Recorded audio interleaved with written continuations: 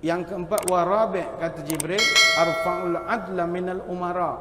Aku cabut sifat adil daripada hati para pemimpin. Adil ni maknanya meletakkan sesuatu sesuai pada tempatnya. Macam mana nak adil antara dua orang isteri? Adil dengan dua orang isteri adalah memberi setiap isteri itu mengikut kesesuaian masing-masing.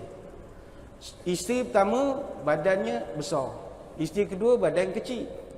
Jangan bagi dua-dua tu kain yang sama, tu tak cerdik namanya. Beri ikut kesesuaian. Badan besar kainnya lebih, badan kecil kainnya sikit. Sama juga orang yang adil dengan anak-anak. Anaknya ada sepasang, laki-laki perempuan. Seorang bapa yang adil jangan beri dua-dua anak benda yang sama. Anak laki dapat songkok, anak perempuan pun dapat songkok. Itu tak cerdik punya bapa namanya. Anak perempuan janganlah bagi songkok. Adil kata dia, engkau tak cerdik. Mengapa engkau bagi songkok ke anak perempuan? Letak yang sesuai pada tempatnya. Oh, tak adil lah, perempuan dapat tudung ke anak laki dapat songkok. Tak adil. La ilah Allah, payah tu cakap dengan orang bahasa. Adil ni beri ikut kesesuaian. Kalau yang laki beri hak laki-laki dia, yang perempuan beri hak perempuan dia. Isteri yang berisi, isteri cara berisi, isteri yang kurus, cara yang kurus. Itulah adil. Sama juga seorang pemimpin, pemimpin yang adil dia mesti meletakkan sesuai keadaan rakyat dan masyarakatnya. Kalau tak sesuai, tak adil. Tak adil. Apa lagi kata Jibril? Yang wal khamis arfa'ul haya'u minan nisa. Aku cabut sifat malu daripada orang perempuan. Ini banyak kita tengok. Bukan orang sinilah, orang tempat lain. Orang perempuan sekarang ni makin lama makin kurang sifat malunya itu. Banyak orang lelaki pula lagi pemalu pada orang perempuan. Kurang dah sifat malu. Kadang-kadang pakaian ngeri kita tengok. Pergi ke LCC, pergi ke Mid Valley apa, yang pakai ngeri-ngeri ni orang perempuannya. Orang lelaki mana pakai ngeri sangat kita tengok. Budak sekarang fashion pakai baju nampak perut pula lah. Dia saja tunjuk perut dia, tunjuk pusat, bukan tunjuk perut, tunjuk pusat.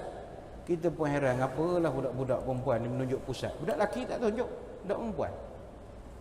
Saya heran apa dia tunjuk pusat. Agak tu sebab orang panggil pusat membeli belah. Banyak pusat, banyak sana pusat, banyak pusat. Bahaya betul.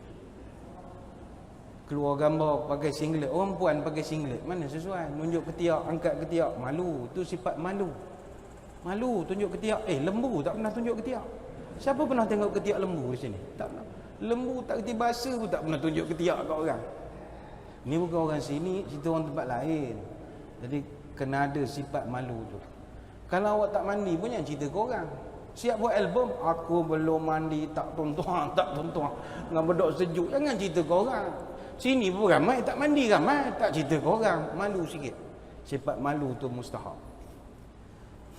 Ada kawan saya bawa balik haji, dia petugas haji. Dia kata sekarang kalau orang maktab haji kan, tuan-tuan yang pernah pergi haji, setiap maktab dia ada satu bilik, dia panggil bilik berkat. Tuan-tuan yang sebut yang tak faham lah. Bilik berkat ni bilik berkat lah. Bilik berkat. Bilik berkat. Maktab, pengurus maktab tak akan isytiharkan kewujudan bilik tu.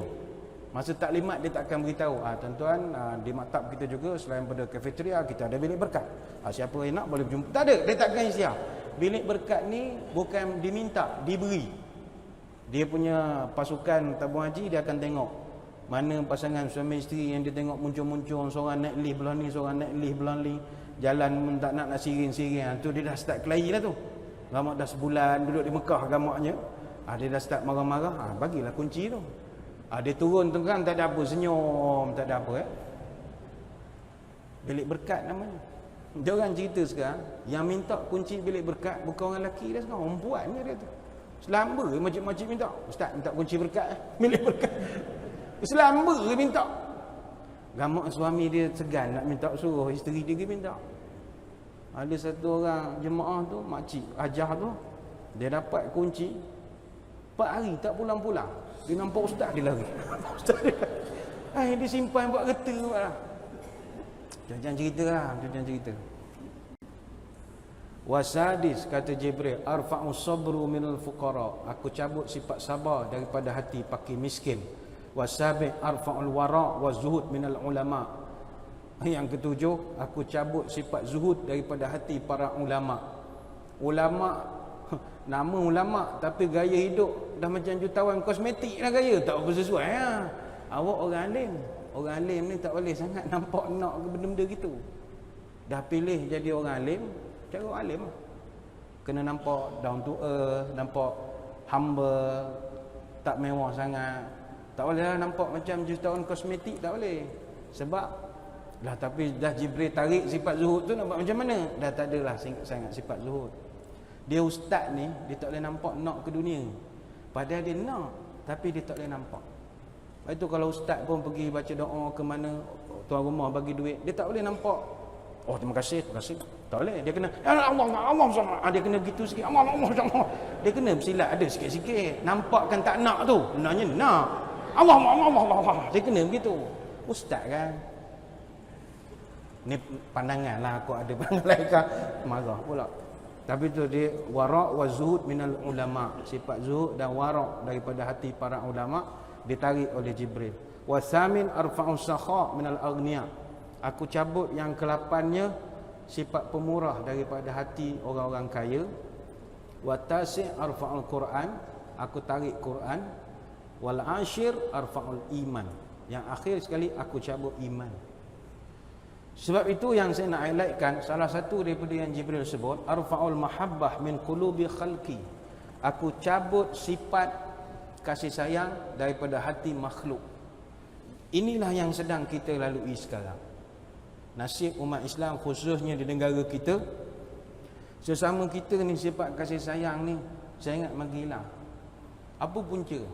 Pandangan saya, politik tak habis lagi. Siang malam politik. Pening kepala otak kita mikir. Buka WhatsApp cerita politik, buka Facebook politik, berita politik, TV politik, surat khabar politik.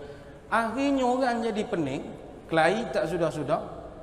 Mamat Khalid buat cerita hantu kat Limau, 30 juta dia dapat. Apa sebab? Orang dah menyampah tengok benda berat-berat, orang nak tengok hantu melayang sekarang. Oh hantu, ringan kepala otak, ketawa sekejap tengok Musmeh jadi bapak bunian. Tu je lah. Wah, kita suka. Sebab orang dah, sebab kita kelahi lama sangat. Sedangkan bila kita ini ditarik sifat kasih sayang sama kita, boleh membawa kehancuran. Kita khawatir sama kita sekarang ni cerita politik ni. Kita bukan tak boleh cerita politik, bukan. Tapi kita tak seprofesional orang politik. Orang politik kita nampak dia kelahi dalam dewan parlimen ke sidang DUN macam mana ke, luar dewan dia baik. Dia dalam parlimen tu je. Time take 5 dia boleh gurau sama dia. Senyum sikit. Ada tuan-tuan buka lah YouTube, tengok apa dia orang buat masa rehat. Boleh gurau.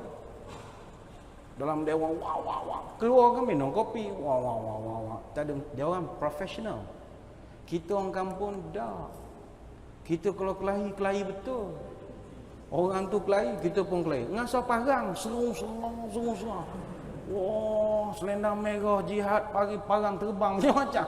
Pada orang tu luar baik. Yang inilah kita nak mengajak masyarakat.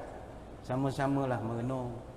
Jangan sampai kita ni ke tengah memfitnah, ke tepi berdengki, ke laut menghasut, ke darat mengumpat, ke hulu menipu, ke hilir menyindir, ke atas mengampu, ke bawah melapah, ke gunung menyombong, ke lurah menista, duduk mengutuk, tegak membengkak, berbudi mencaci, bersedekah mencerca, bertaring tengking menengking, berkuku seteru berseteru, berpangkat umpat mengumpat, berhata kata mengata, berduit cubit mencubit, sama keluarga laga melaga, sama kawan makan-makan, sama sahabat sebat menyebat, sama sebangsa paksa maksa, sama sedusun pulun mulun, sama sekampung hasung menghasung, sama sedesa cerca mencerca, sama senegeri iri mengiri.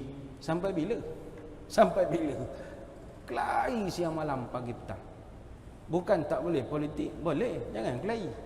Kelahi yang melampau-lampau. Sebab itu kalau kita nak bincangkan nasib umat Islam di penghujung zaman ini adalah perpecahan demi perpecahan yang tidak berkesudahan. Kelahi bab agama tu sebahagian tak selesai lagi. Ahli sunnahnya dengan golongan macam-macam lah, golongan kelahi-kelahi. Tambah pula lagi politik lagi, tambah bila nak baiknya. kita khawatir kita akan dimurkai oleh Tuhan kerana tak menjaga hubungan silaturahim sama kita.